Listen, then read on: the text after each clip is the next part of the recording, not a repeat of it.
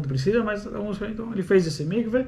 Também uma discussão também interessante, enfim, se um judeu que está voltando, né, voltando ao judaísmo depois de ter se convertido a outra religião, se tem que fazer o mikve ou não. De qualquer maneira, então ele acabou fazendo esse mikve, de acordo com a sua opinião. Outros opinam que não deve ser feito o mikve, mas pelo menos ele voltou então. E o que é interessante é que justamente ele também teve uma situação, ele era um grande rabino e tudo mais, e mesmo assim ele acabou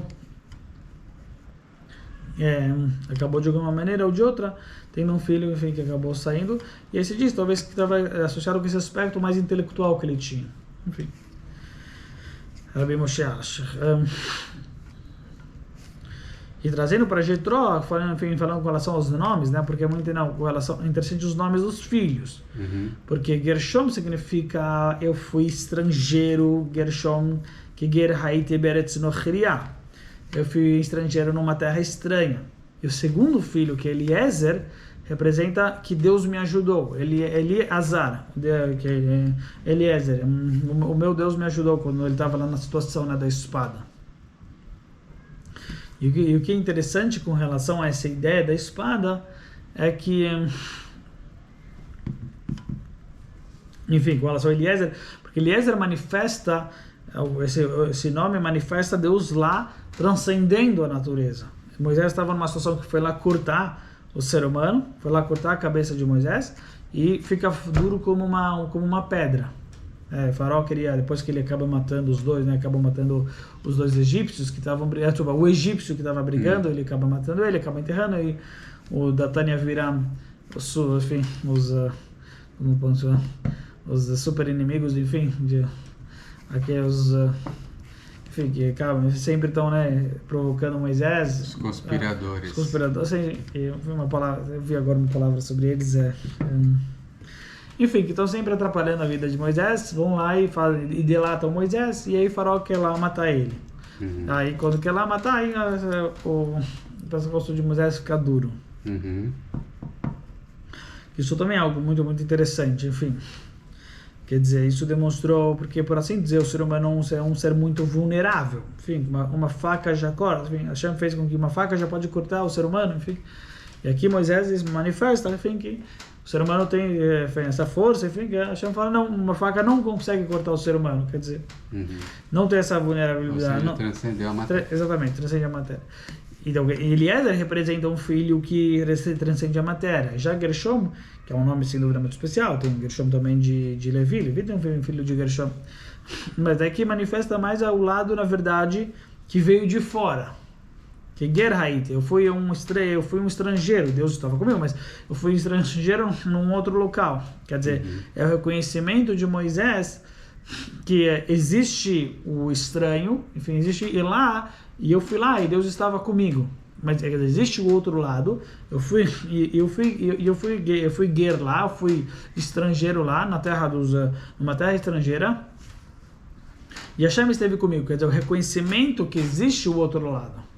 Mas que mesmo que existia essa terra estrangeira, eu fui lá e Hashem ele me permitiu estar lá, me permitiu crescer, me permitiu me tornar o que eu me tornei o líder do povo judeu. Quer dizer, representa o reconhecimento sim de Moisés que existe esse lado oposto e que mesmo assim Hashem fez ele crescer lá. Esses seriam então dois significados de nomes diferentes. Um filho simboliza aquilo que Moisés queria, Eliezer. E outros filhos simboliza aquilo que o sogro queria, Itró. O Gershom representa Itró, que é o lado que existe a possibilidade para fazer o negativo, mas mesmo assim eu consegui crescer, consegui vencer, Hashem me possibilitou crescer, reconhecer ele. E no outro, Eliezer, que é só o criador. É muito interessante porque esse nome era Eliezer, que depois teve um grande rabino chamado Rabbi Eliezer ben Hurkenos, enfim. Rabbi Eliezer ben Hurkenos justamente manifestava essa ideia, esse nome Eliezer manifestava essa ideia que só existe o Criador, que só existia Hashem, que só existe o Criador. Enfim, numa certa discussão muito interessante que ele tem, ele manifesta lá do que não existe o intelecto. Teve uma discussão entre ele e Rabbi Yehoshua. Rabbi Yehoshua era muito mais pé no chão, entender Deus da maneira intelectual. E o Rabbi Eliezer, naquela discussão, enfim, se o forno era puro ou era impuro, o que o Rabbi Eliezer fala? Ele começa a tentar provar de maneira espiritual, fala, e até ele fala, se eu tiver certo, que venha que a árvore tombe. A gente fala que a árvore tombe. Se eu tivesse que o muro tombe, que venha as águas, enfim. Eles falam assim, não vale. Exatamente, fala assim, não vale. Aí tombou o muro metade.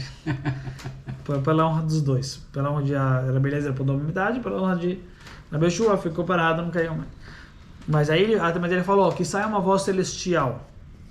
Aí saiu uma voz celestial. Rabi Eliezer tem razão. Aí Rabi Yeshua falou, não adianta, tem que ser de acordo com o intelecto. Você está trazendo uma coisa que é só divina. Tem que ser de acordo com o intelecto, que tem espaço para possibilidade para entender assim, para entender assado, e eu entendo dessa maneira. Mas de acordo com você, Rabi Eliezer, que é só divino, não é esse o objetivo.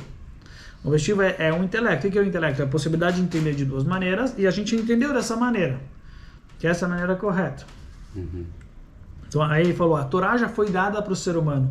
A Torá já foi dada para esse mundo que tem que ser um mundo que tem esses dois lados, e da maneira como você entende como servir a Deus, essa é a maneira correta, essa é a maneira, enfim, como vai ser estabelecida. E não simplesmente julgar de acordo com um lado onde lá só tinha espaço para o divino, não tinha espaço para outro entendimento.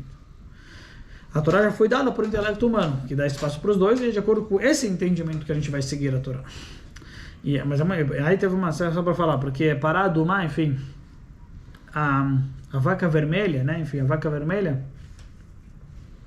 tem uma discussão, enfim, entre Rabi Eliezer, se essa vaca vermelha vem perdoar justamente o pecado do bezerro de ouro, enfim, o pecado é um nível máximo de um pecado do bezerro de ouro, pecado também da impureza do morto, que é o nível máximo, na verdade, de entendimento que é só o Criador, enfim, que só existe o Criador, quer dizer, purifica até o falecimento, que é a impureza maior que tem no judaísmo. Enfim, a morte é a coisa que representa o pecado, como se fala, pecado de Adão, mas como fala, pecado original, certo? Pecado de Adão, e mesmo assim a vaca vermelha vem purificar isso daqui, vem purificar a morte. A morte é o que tem a ver com o pecado de Adão. E aqui a gente está vendo que a vaca vermelha tem o poder de purificar a morte, que tem a ver com a pessoa que, mesmo que ela tocou num falecido, ela se purificou através da vaca vermelha, ela se purifica novamente. Quer dizer, a vaca vermelha tem a ver com a purificação, tem a ver com a purificação da morte e por consequente do pecado de Adão e Eva. Só que qual seria um pouco essa... Tem a pergunta, qual seria a ideia, enfim, o que está por trás da vaca vermelha? O que está por trás da vaca vermelha que consegue purificar até mesmo a morte? Enfim, até mesmo assim. Exato, então, na verdade, não tem razão nenhuma. E o que significa isso? Não, na verdade, isso representaria o nível de Moisés, justamente. Sim, pelo menos de acordo com Moisés, representa, na verdade, uma coisa que não tem razão absoluta, quer dizer, não dá espaço para o entendimento humano. Racionalizar. Exatamente, não dá espaço para aquilo que é para o entendimento. O que seria racionalizar? Entender sim e não, que é esse nível que existe os dois, que existe o nível de divino, mas também que existe a possibilidade do não divino. A vaca vermelha não dá espaço para entendimento, não dá espaço para razão. Razão simboliza justamente o nível. Eu entendo sim, mas também tem a possibilidade de não. Entendo não, mas também tem a possibilidade de sim. A vaca vermelha não dá espaço para essa dualidade. Ela só dá espaço para o Criador. Ela só dá espaço somente para a luz divina. Sim. Então, quer dizer, quando a pessoa chega... Isso seria Moisés. Quando tem esse nível que só dá espaço para a luz divina, isso conserta o pecado de Adão. Mas, obviamente... Quer dizer, isso purifica, mas não é conserto. Eu falei errado, não é conserto, mas isso não dá espaço, porque o pecado de Adão foi justamente que é a mesma coisa. Não tem só agora mais a luz divina, mas sim agora tem um entendimento também não divino. O pecado de Adão trouxe a possibilidade do erro. Isso que foi o pecado de Adão. Foi a possibilidade de errar. Na verdade, tudo que a gente está falando é basicamente a mesma ideia.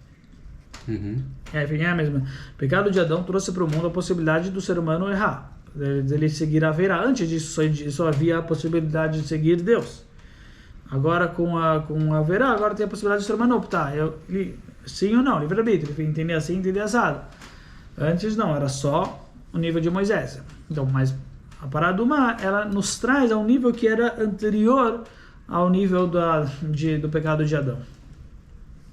ao nível que era antes do pecado de Adão. Que é esse nível que só tinha luz, que só tinha, que não havia possibilidade de, enfim, de ter o erro. O quê? Pode pegar. Quer apertar? Claro, claro. Sim, sim.